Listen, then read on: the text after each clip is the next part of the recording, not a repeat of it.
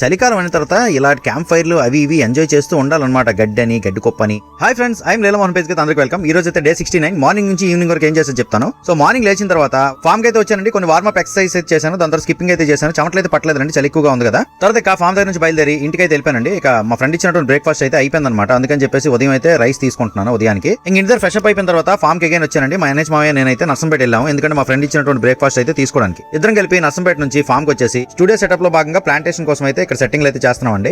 ఆ పైన ఉన్న మెస్క్ అయితే మనీ ప్లాంట్ ఎక్కించాలి, అది మా ప్లాన్. ఇక మధ్యాహ్నం లంచ్ లోకి అయితే రైస్, కాకరకాయ కర్రీ, శనగపప్పు, క్యాబేజీ బుట్టకూర, 2 ఎగ్స్ అయితే తీసుకున్నాను. నేను పెట్టిన క్యాబేజీ ఆవకాయ అయితే కొంచెం తినడం జరిగిందండి. ఇక టేస్టీ టమాటా రసం వేసుకుని అయితే లంచ్ ఎండ్ చేశాను. ఇంకా అక్కడ నుంచి ఫామ్ కి వచ్చి కాసేపు రెస్ట్ తీసుకొని వీడియో ఎడిటింగ్ అయితే చేశానండి. 2 రీల్స్ అయితే ఎడిట్ చేశానండి. ఎడిట్ చేసిన తర్వాత ఇంటికి అయితే వెళ్ళాను అనమాట.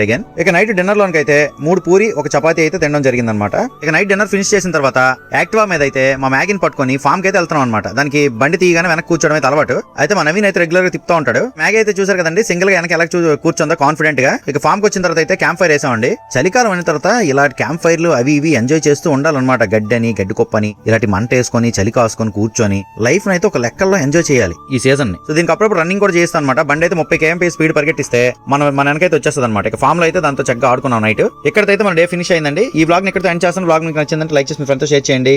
పేజ్ అయితే ఫాలో అవ్వండి గైస్. అందరూ నమస్కారం, థ్యాంక్ యూ.